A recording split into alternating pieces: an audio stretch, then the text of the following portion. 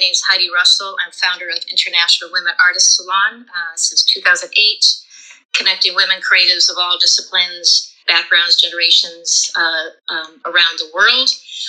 So it's my honor to be here tonight to help moderate and host. I know Giovanna will introduce herself a little bit more, but I'd just like to lead out by saying this is a burgeoning movement, and this is a warm-up talk and event to a exhibition called Techspressionism, Digital and Beyond, which will be taking place at the Southampton Arts Center, April 21st through June 4th. And Giovanna will be putting up some links so you can have those accessible to you now and in the future. As Jackson Pollock says, each age finds its own technique. So this could be very, very interesting to learn about this new technique that's developing and having a great movement.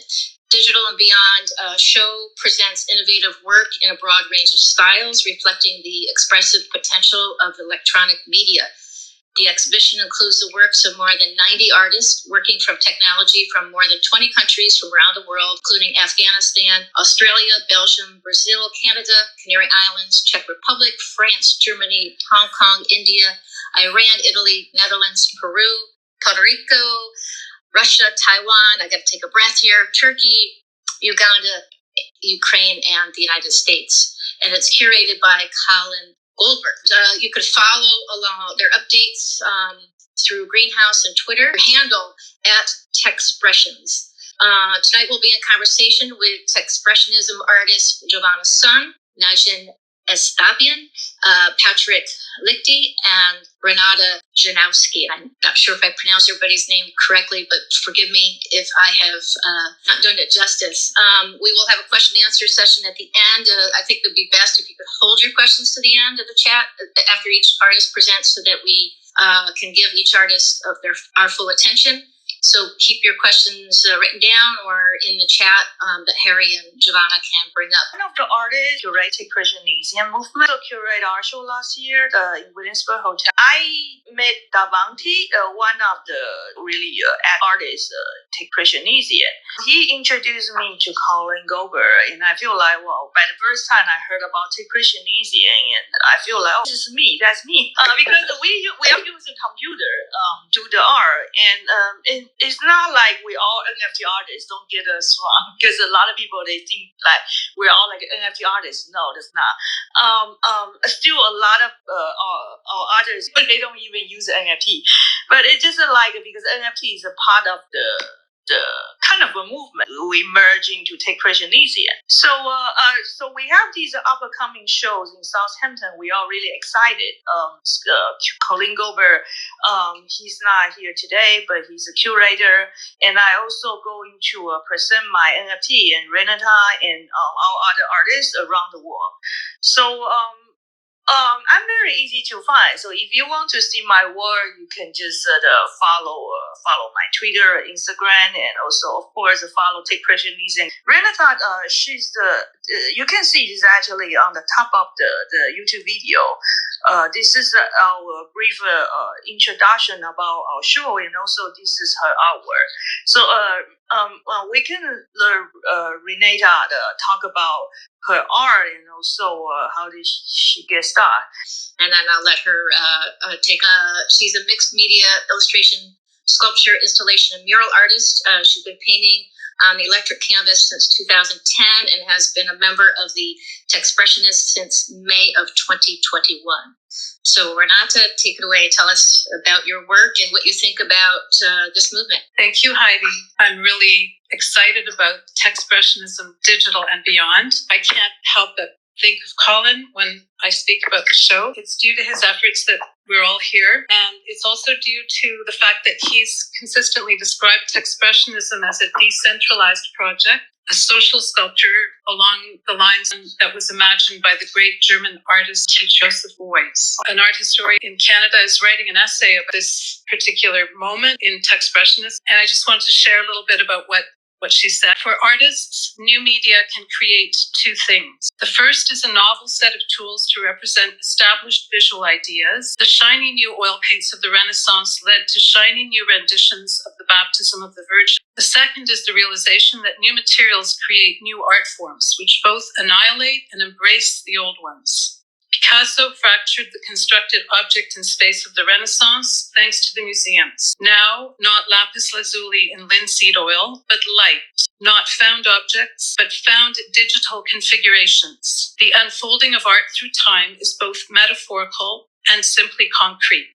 A work of digital art starts at 0.1 and finishes at 122, and we can prove it. So my work is basically an ongoing discussion and meditation on this sort of question. And I find working with light is infinitely preferable to working with oil paints or graphite or pastel. And I'm also happy that we use technology in Techspressionism in any way that suits us. It's dematerialized in some sense, and in other senses, it's very physical. So the work that I'm going to have in the show in Southampton is actually printed. It's 24 by 36 inches of a dye sublimation print on aluminum dye bond. But of course, it was originally conceived as a digital painting. In addition, I do animation work, which compose the soundtracks for, and I animate my stills. Take myself off my mute here. Fantastic. Thank you, Renata. Is there anything else that you'd like to share before we go on to our next speaker? I just wanted to echo what Giovanna said at the beginning about how Techspressionism is like a decentralized project. As Colin puts it, you're a Techspressionist if you say you are. So I just wanted to also mention that we launched the Canadian node of Techspressionism today, and it's the fourth node of the project. So we a node in Iran that was started quite a while ago, and I'm sure Nagin will talk a little bit about that. And we now have a new node in France, Germany, and Canada. So that makes 4 different international nodes, which are part of the project. That's fantastic. It's great news. Thank you, Renata, for sharing a little bit about your journey in Techspressionism realm. And pleased to introduce our next artist and speaker, Negan Estat.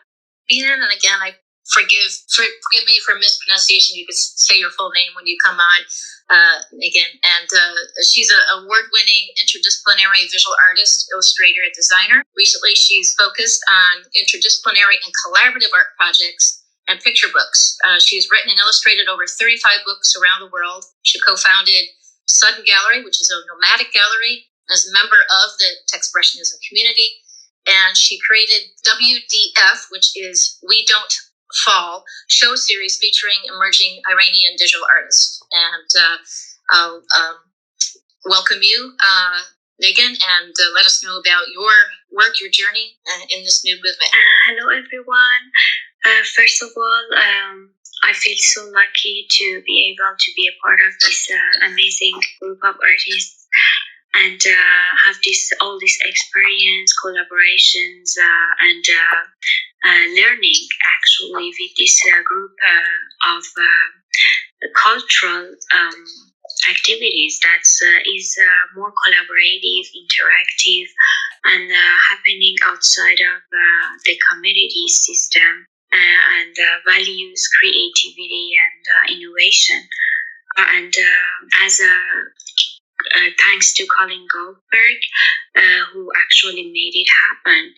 And as they say, who name it, own it. So he kind of started this movement and made this thing happen for everyone else involved that helps grow it like a movement. So to me, that I started as a more classic, traditional kind of artist, apart from technology. I mean, we use computer for design.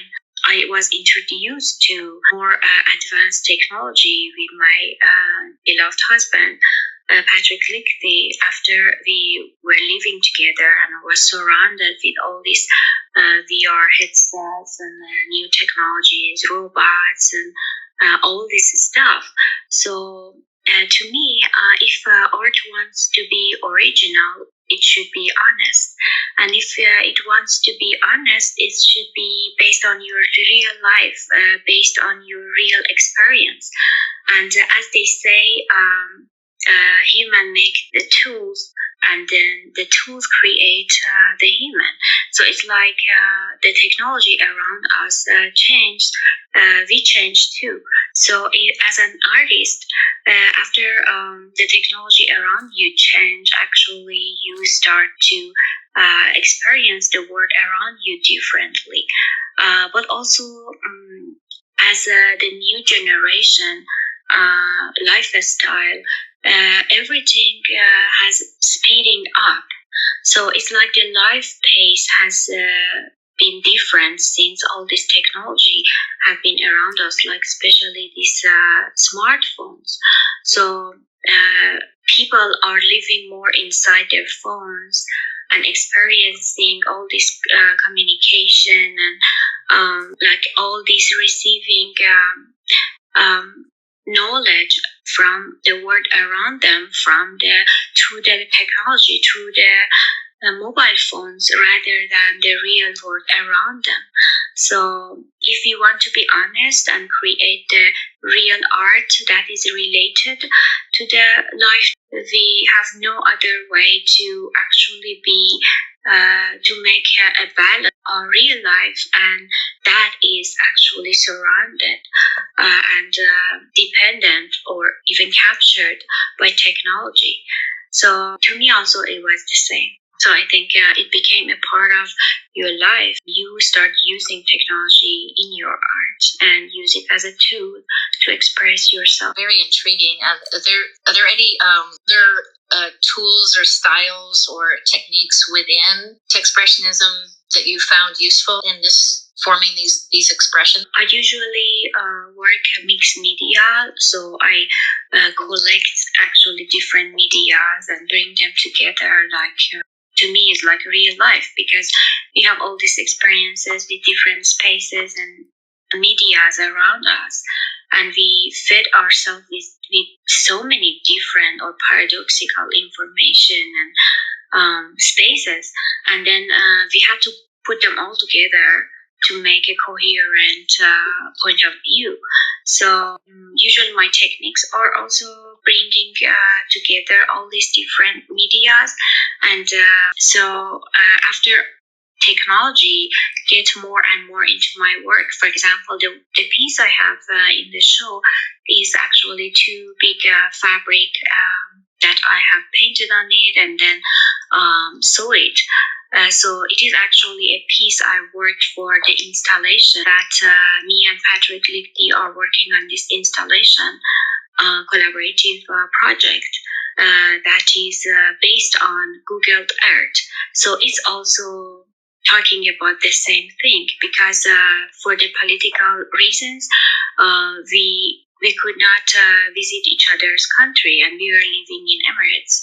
So we had to have this idea about or understanding about each other's culture and history and reality, all through the media, through the social media, through television and movies and all this virtual world. So we actually had to experience each other country or culture through media. So this project was about we expressed this understanding of each other countries through this technology. So it started with technology, and I worked with physical medium, and then I photographed it and took it to computer again and worked on it, more digital drawings and adding more stuff to it. So to me now it's just another tool to express and give me more freedom. I mean, Expressionism community in general, to me, is a technology-based way of being too, because that's amazing that people from all over the world, especially like a country that has a lot of limitations and difficulties to communicate with the whole world, we just sit together and talk and share ideas and be actually update.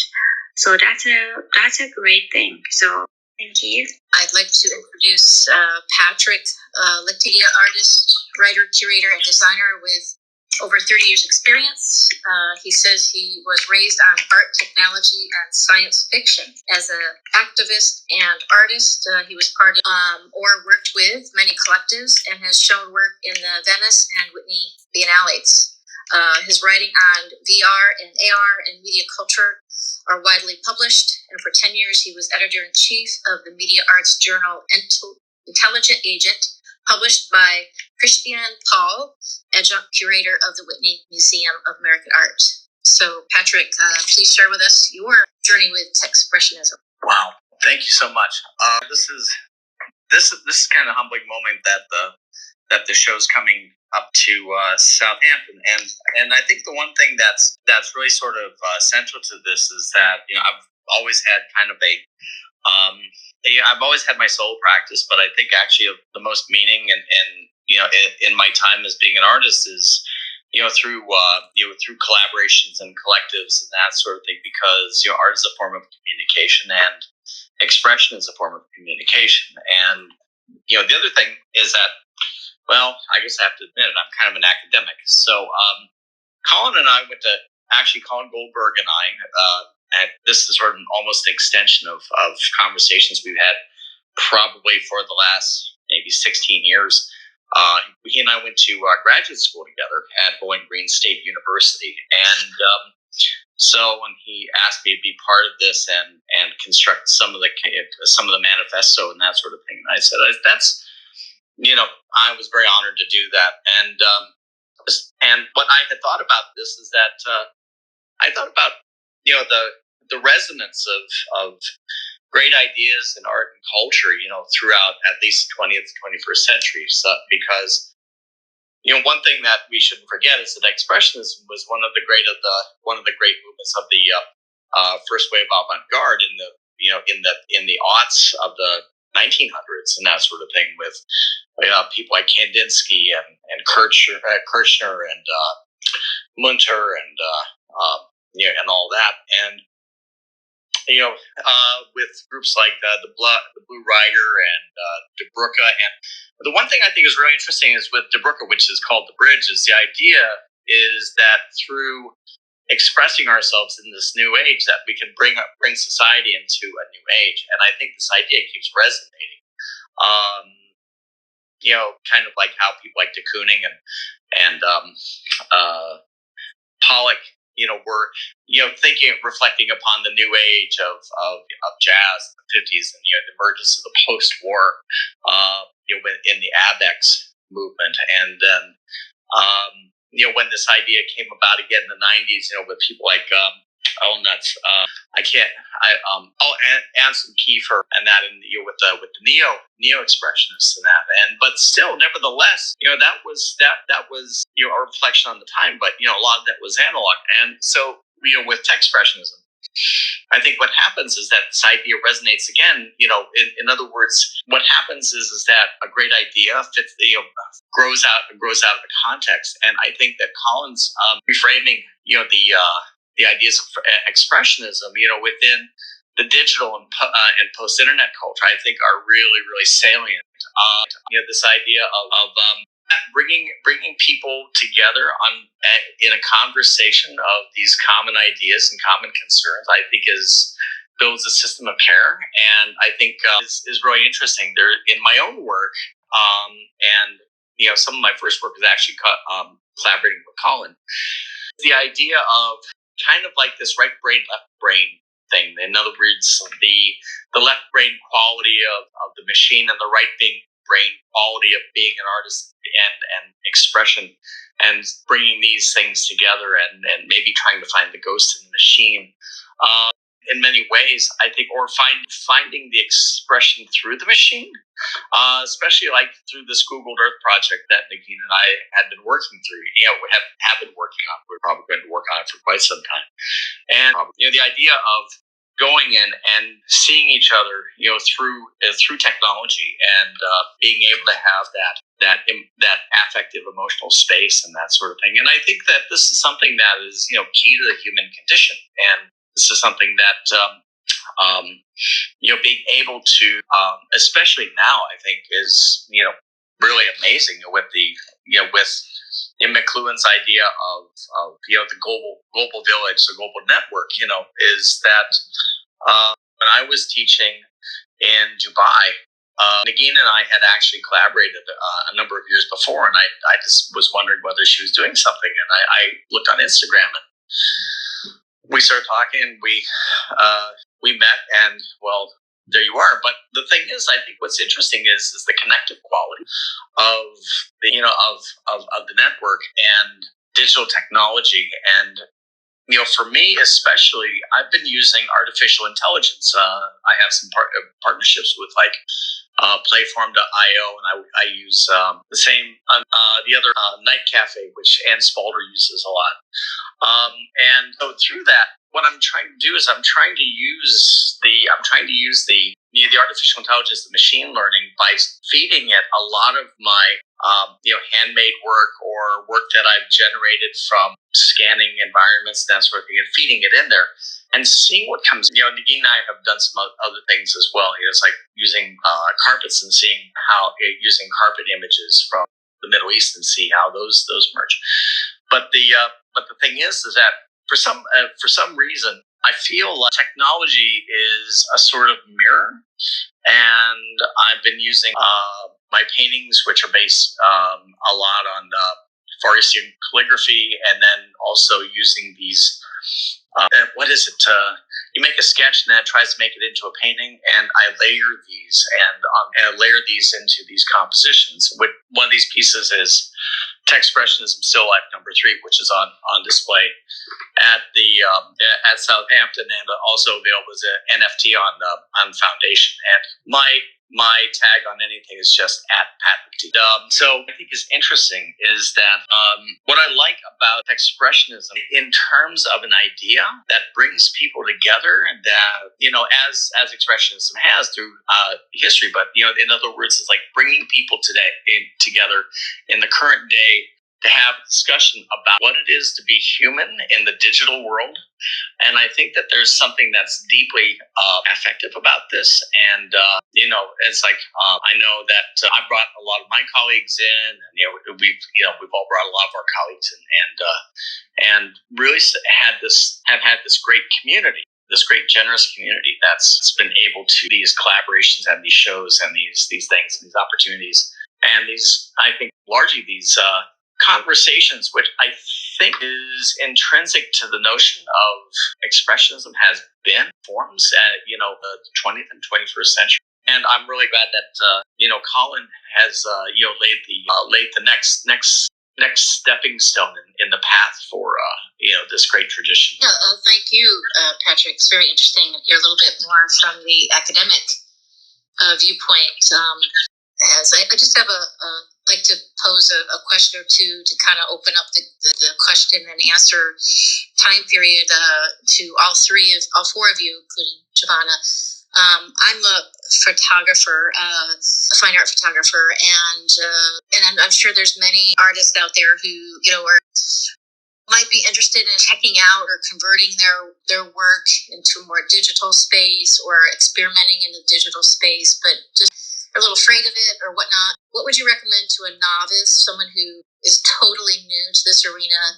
What would you say would be a good first step to introduce oneself and maybe find some easy tools to start? Could volunteer that a smartphone is the way because it's so eminently portable. Personally, I started drawing on an iPod Touch, which was like a tiny smartphone of sorts. The photography that's enabled by these small devices is a way in, I think, for anybody, really, because there's so much that you can do with a photograph. You can draw on it, you can manipulate it digitally, you can colorize it, you can animate it. While I was over in the Eastern Hemisphere, I actually wound up going around with with the American Constant System, giving some workshops on the idea of like this studio in your hand. So what happens is that I totally agree. In other words, really, I think that in many ways there's a lot of open source software, like GIMP and their GIMP and Inkscape, and the thing is that I think it's actually worthwhile, if you can afford it, to even get into the Adobe platform, although it's a bit dear.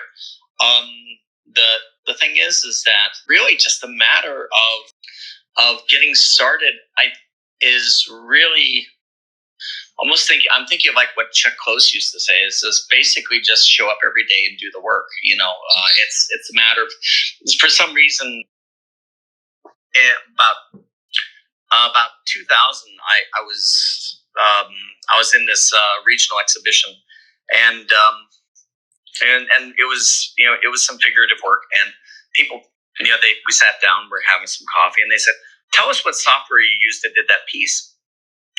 And I said, "I'll tell you what software I use if you tell me what paintbrushes and what paint you use." And says, "What do you mean?" I said, "Well, I mean, the thing is to me, a tool is a tool, and to be honest, with that particular piece that I had made, really, I had just gone into Photoshop or a photo paint or something like that, and just played with the levels in a really extreme fashion.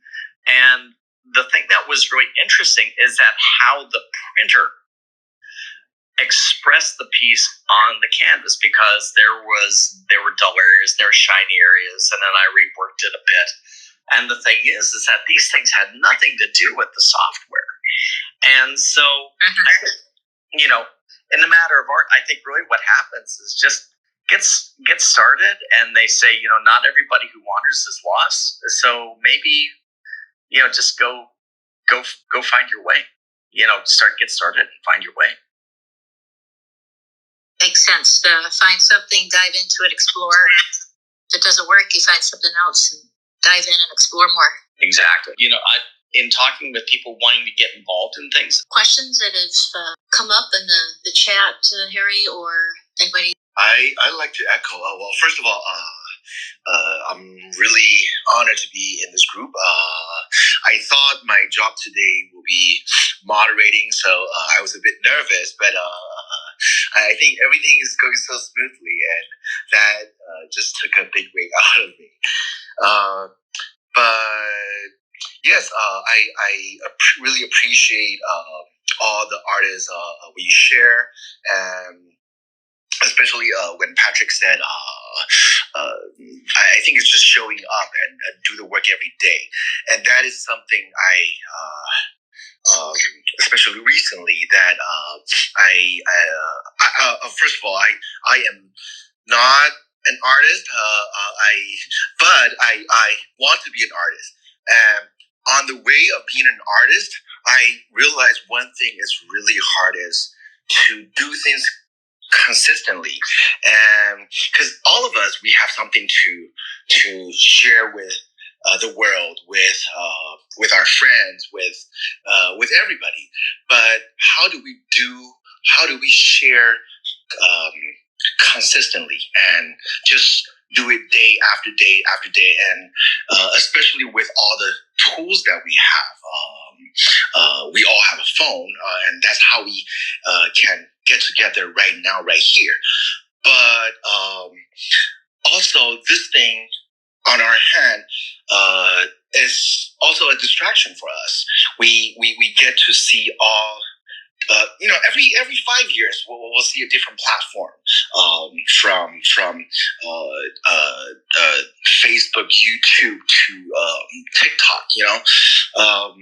So just by first seeing all the information, getting all the information, it was exciting at first. Then I think sometimes I will feel this overwhelming of information, and that also intimidates me to create more, because I'll always tell myself that what I thought was unique, but then oh, somebody else did it, and somebody else are better than me.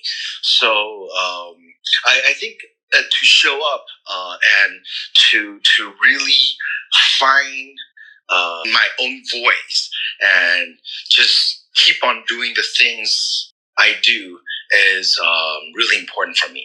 Thank you, Patrick, for sharing. I just met Harry 2 weeks ago. I was in LA. I went to NFT LA. Harry lives in LA. Harry, he's UCLA film study graduate. He's not getting to the Hollywood. Like, I was a film major, but I didn't get to Hollywood. Well, when I was undergraduate. But yeah, it's a long way to go. But one thing I feel like, what is great about artists is because most of my friends, especially good friends, they are artists. Why?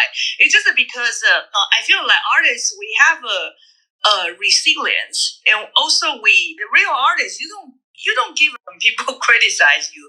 You just create art every day, no matter how people laugh at you, or like when I was younger, that I couldn't afford to buy all the art supply because it's so expensive. Even when I start to work for some company as a digital marketing specialist, I don't have money to get all this software. Of course, like Adobe Creative Suite and also other software like Premiere, you have to spend like $100 per month. So I found my own solution. So I took some online classes, and they offer this free software that I can download as a student. And also, I went to New York Public Library. They have a free Mac I can use for Photoshop. So that's how I get started. But when I start to do NFTs, I don't have a software for a while because I rarely use. I don't pay for the subscription. So I started from my mobile. As Patrick just mentioned, there's a bunch of apps that you can utilize. And most probably it's a free version. You can just try it and use a phone.